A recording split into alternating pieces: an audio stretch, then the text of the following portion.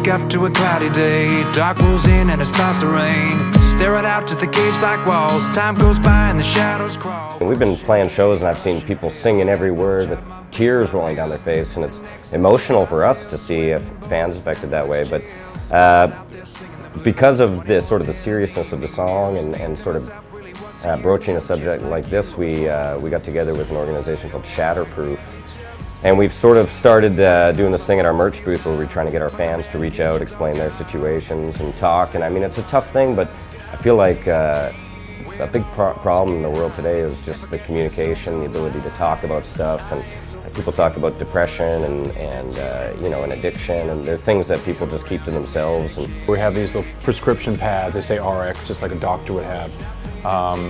And we kind of try to get fans to go out there every night, and they don't have to leave their name or anything, or they can, and just write their story quickly on the pad, and they can leave it on this poster board about how drugs have affected their lives or people they know. And I think it's great. You know, at first it was slow. I think people are really intimidated by it, and no one wants to be the first.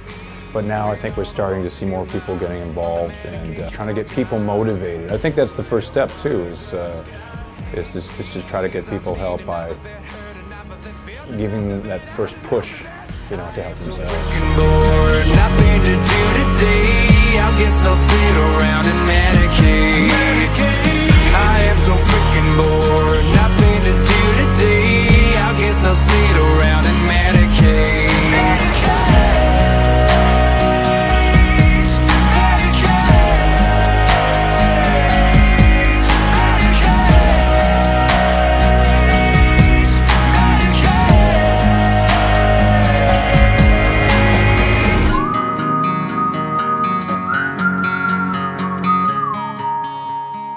This record for us has been a bit of a wake-up call. When we wrote the songs and tracked them, we kind of listened to them and went, man, this is such a new progressive sound for us, a new direction. This is a bit of a wake-up call in a sense. Now you're gone, big mistake. How do I move on? Life was wasted and it's dated now, but it's still there. Our new record, Wake Up Call, was created a little bit different than we're used to. You know, traditionally Tyler would start writing a song, grab the guitar and work out of his ideas, and this time the guitar wasn't the first thing he went to. He has a piano at his place, and I think the songwriting on a piano, it opened up some new ideas for Tyler, some new emotions, and so I think that was the start of the new feeling for this record. Say it once, say it twice, over and over in my mind. What went wrong with my life? It echoes, it echoes in my mind. Say it once, say it twice, over and over in my mind. What went wrong felt so right. It echoes, it echoes in my mind. we decided we were going to take a completely different route. We have been doing the same thing for 4 records now, and as great as it was, and as you know, it's done well for us. But sometimes you have to get out of your comfort zone. And for us, it was literally getting out of every comfort zone we had and going into a different place in the world. We've been to England before, but never for that amount of time, and we've never really worked with anybody that works over there full time. Now, we went and we walked into the studio for the first time, and you could just tell that everything was just different. And then we met Martin and his team, and it was like the most easygoing, laid-back mentality of let's just try stuff. Let's just noodle around with this song. Let's noodle around with that idea. And it was literally the most relaxed recording process I've ever experienced in my life. A little different than what we've done in the past. Everything was so rock-based, everything was so uniform in a sense that we go in and track drums, and then we go and track guitars, and then bass, and vocals, and everything was just it felt so stiff and it's claustrophobic in a sense, creative-wise, after a while of doing that over and over. So it was great, kind of starting fresh. We really felt like kind of a brand new band going over there, and we just kind of said yes to everything and got rid of all of our go-tos. Instead of going to the electric guitar, we would go to another instrument. And Martin was, he's so creative and he's very talented, and he would get on, you know, on the roads to the Wurlitzer, the Whirly, they would call it, or some sort of crazy keyboard, and come up with these fantastic sounds that we would never think of. But that was the fun. The production part was the fun. The songs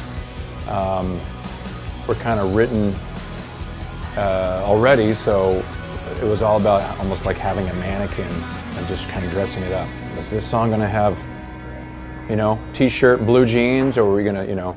So it was a lot of fun. I think it caused us to create more ideas, because we were so set in stone on how the songs were going to be. And Martin was also very hands-on. He loved getting in there, and he would grab a bass and start playing something, or pianos or guitar, you know, and he was really active in that sort of element of the record. And I think now with the finished product, it really shows the growth of the band. It's a new time for Theory, and I think the Wake Up Call really nailed it. Out of my mind, be going crazy, 'cause it doesn't faze me. Yeah, the way you treat me so bad, I must be out of my brain, hallucinating. No, it doesn't faze me. Yeah, the way you treat me so bad, I must be out of my mind. Free at last, I'm free at last. Something I'll never say is I'm free at last. She ain't around, so I can vent and get it off my chest. So here we go, 3, 2, 1. And you super pessimistic, expialin, narcissistic. You and Mary Poppins, you be super going out of business. Cause me witness, you got a Honda Civic, 'cause your backseat driving my life. I just wanna sleep my life away. I must be out of my mind. For us, you know, there's this great process. There's, you know, the creating the music, putting the music down on some kind of medium, and then the reward for it all is getting on the road and playing the shows and seeing the fans react and seeing them get into it. So it just doesn't seem like there's anything you could be upset about when you spend your life hitting the stage 5 nights out of 7. And you know, I love my bandmates and we all get along great. I just think you know, we're an anomaly in this the live music biz, and unfortunately, you know, if you don't like us, we're probably going to be around a while, because I don't see any huge breakups or blow-ups, so suck it up. You have to be super close with the people that are on the road with you. And Theory of a Dead Man and our crew we're like a family. And so we all turn to each other when we have an issue, or we all turn to each other when something good is happening. And we all share it. Good or bad, we all share it. And that whole process is, I think, you know, years down the road well, we're hoping this lasts forever, but years down the road when we all look back, we're gonna look at everything that we've done and go, wow, it's so impressive to know that we've all gone through it all together for so many years, and we're still doing it together, we're still close as ever. And yeah, I'll tell you what, it says something about who you are, and it says the beauty of what music is, and why we all do this, and why music fans love music. It's a huge group of people that just all get to share one thing, and it's the most amazing thing on the planet. I must be